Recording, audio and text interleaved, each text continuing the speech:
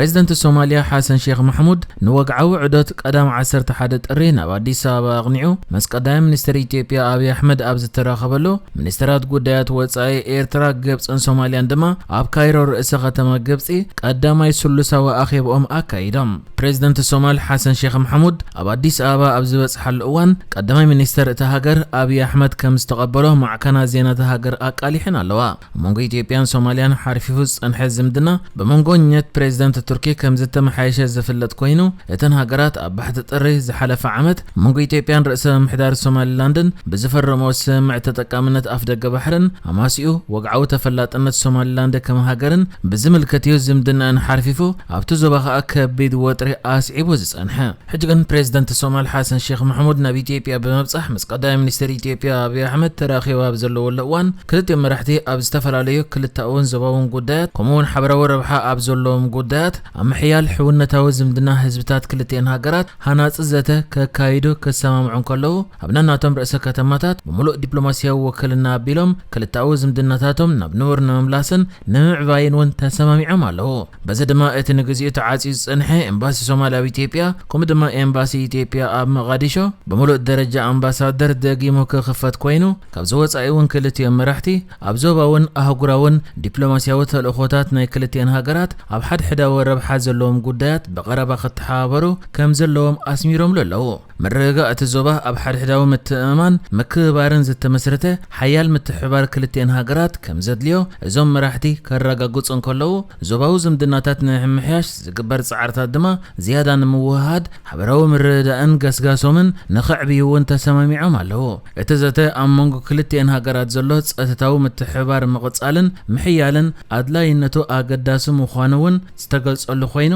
እቶም መራሕቲ ኸኣ ኣብቲ ዞባ ዝርከቡ ኣኽረርቲ ዕጡቓት ጉጅለታት ዘስዕብዎ ዘለዉ ከቢድን ዝምዕብልን ዘሎ ሓደጋ ብምጉላሕ ኣብቲ ዞባ ሰላምን መረጋጋእን ኣብ ምድንፋዕ ምትሕብባሮም ከደልድሉን ነናቶም ትካላት ጸጥታ ድማ መምርሒ ክህቡን ተሰማሚዖም ኣለዉ ብተወሳኺ አብይ አህመድን ሐሰን ሼኽ መሐሙድን ኣብ መንጎ ሶማልን ኢትዮጵያን ቆጠባዊ ምትሕብባር ንግዳዊ ምልውዋጥን ወፍርን ኣገዳሲ ምዃኑ ከስምሩሉን ከለዉ ብዝያዳ ዱልዱል ቆጠባዊ ምትሕብባርን ንግድን ሕብራዊ ብልጽግናን ንምምቻእ ዘኽእል ትሕተ ቅርጺ ንምስፋሕ ድማ ተረዳድዮም ኣብ መወዳእታ ናይ ትርክብ ንኣዋጅ ኣንቀራን ነቲ ኣዋጅ ህያው ዝገብር መንፈስ ምሕዝነትን ምትሕጋዝን ዘለዎም ተወፋይነት ደጊሞም ኣረጋጊጾም ኣለዉ ኣብቲ ኣዋጅ ተሓሲቡ ዘሎ ቴክኒካዊ ዘተ ንምቅልጣፍ ድማ ኣብ ስምዕ እዮም በጺሖም ሶማልን ኢትዮጵያን ብጉዳይ ሶማሊላንድ ኣብ ዲፕሎማሲያዊ ወጥሪ ምስ ኣተዋ ቱርኪ ነቲ ጉዳይ ንምፍታሕ ብዝወሰደቶ ተደጋጋሚ ጻዕሪ ብዝሓለፈ ተሕሳስ ክልቲኦም መራሕቲ ኣራኺባ ነቲ ወጥሪ ህዲኣት እያ እቶም ብመንጎኘት ፕሬዝዳንት ቱርኪ ረጀብ ጠይብ ኤርዶጋን ኣብ ቱርኪ ዝተረኸቡ መራሕቲ ኢትዮጵያን ሶማልን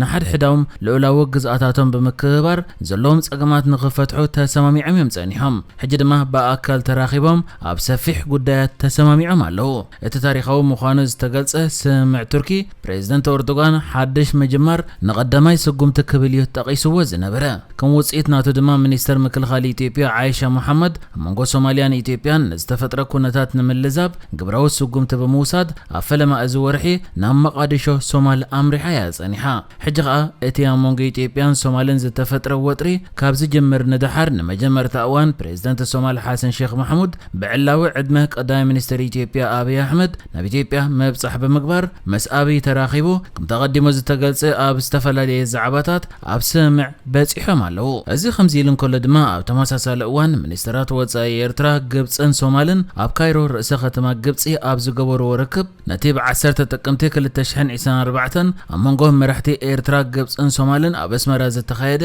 ስሉሳዊ ዋዕላ ዘውፅኦም መምርሒታት ኣብ ግብሪ ንምውዓል ኣብ ስምዕ በጺሖም ኣለዉ ሰለስቲኦም ሚኒስትራት ኣብ ዋዕላ ኣስመራ በመምርሒታት ሰለስተ መራሕቲ ሃገራት መሰረት ብምግባር ጸጥታ ቀርኒ ኣፍሪቃን ዞባ ቀይሕ ባሕርን ንምዕባይ ከምኡውን ሓድነትን ልኡላውነትን ሃገራት ናይቲ ዞባ ኣብ ትሕቲ ሕግታትን ድንጋገታትን ኣህጉራዊ ሕጊ ከኽብሩን ክዕቅቡን ከምኡውን ኣብ ውሽጣዊ ጉዳያት ካልኦት ሃገራት ኤትካ ዘይምእታዊ ዝብል መትከል ክኽተሉን ተሰማሚዖም ሰለስቲኦም ሚኒስትራት ኣብ ሶማልያ ጸጥታ ንምርግጋጽ ኣብ መንጎ ሃገራቶም ምትሕብባር ኣብ ምሕያል ዝተረኣየ ምዕባለታት ክግምግሙን ከለዉ ኣብ መንጎ ግብፅን ሶማልያን ኣብ ሶማልያ ንዝካየድ ጻዕርታት ዓቃብ ሰላምን ህንጸት ሰላምን ኣበርክቶ ንምግባር ጸንሐ ምትሕብባር ከምኡውን ግብፂ ኣብ ምድጋፍን ኣብ ምስታፍን ኣብቲ ብሕብረት ኣፍሪቃ ዘለኣኽ ሓድሽ ተልእኾ ዓቃብ ሰላም ሕብረት ኣፍሪቃ እትገብሮ ዘላ ዘላ ጻዕርታት ኣመልኪቶም ወንዘትዮም ኣለዉ በተወሳኺ ሰለስቲኦም ሚኒስትራት ንዓቕምታት ትካላት መንግስቲ ሶማል ኣብ ምሕያሽ ኣበርክቶ ዝገብሩሉ መንገድታት ግብሪ ሽበራ ንምውጋድ መንግስታዊ ቁፅር ኣብ ልዕሊ መላእ ግዝኣት ሶማል ንምዝርጋሕ ዘኽእሉ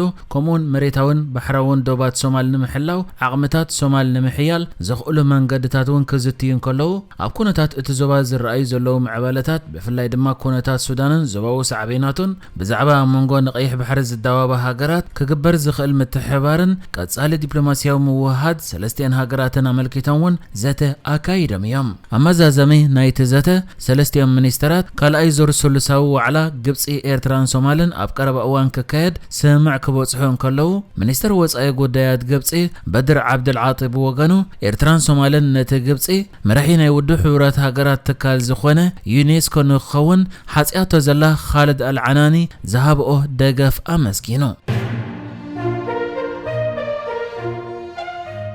ሰራዊት ሱዳን ነታ ርእሰ ከተማ ዞባ አልጀዚራ ዝኾነትን ሓንቲ ካብ ስትራቴጂካውያን ከተማታት ሱዳን ተባሂላ እትግለጽ ከተማ ዋድ መደኒ ካብ ሓይልታት ቁልጡፍ ደገፍ ከም ዘምለሱ ዕላው ኮይኑ ሰራዊት ሱዳን ነዚ ኣመዝጊብዎ ዘሎ ዓወት ዕላው ኣብ ዝገበረሉ ኣብ ዝተፈላለያ ሰራዊት ሱዳን ዘይኣተወን ብርክት ዝበላ ከተማታት ሱዳን ዝቕመጡ ሱዳናውያን ንጎደናታት ወፂኦም ሓጎሶም ክገልጹ እንከለዉ ኣብ ማሕበራዊ ገጻት ኢንተርኔት ድማ ኣብ ዝተፈላለያ ሃገራት ዓለም ዘለዉ ሱዳናውያን ሓጎሶም ክገልጹ ተራእዮም ኣለዉ ርእሰ ከተማ ዞባ አልጀዚራ ዝኾነት ከተማ ዋድ መደኒ ኣብ ትሕቲ ሓይልታት ቁልጡፍ ደገፍ ካብ እትኣቱ ልዕሊ ሓደ ዓመት ዝሓለፈ ኮይኑ ብዘለዋ ስትራቴጂካዊ ኣቀማምጣ ድማ ንሓይልታት ቁልጡፍ ደገፍ ላዕለዋይ ኢድ ኣትሒዛቶ ዝጸንሐት ከተማ ተባሂላ ክትግለጽ ጸኒሓ ሓይልታት ቁልጡፍ ደገፍ ቅድሚ ሓደ ዓመት ነታ ከተማ ቅድሚ ምቁፅጻሮም ካብ ከም ካርቱምን ኦንዱርማንን ዝሃደሙ ብርክት ዝበሉ ሱዳናውያን ዝዕቀቡላ ዝነበሩ ከተማ ዝነበረት ኮይና ሓይልታት ቁልጡፍ ደገፍ ናብኡ ኣርኪቡ ነታ ከተማ ድሕሪ መሓዙ ግን በሽሓት ዝቁፅር ነበርቲ እታ ከተማ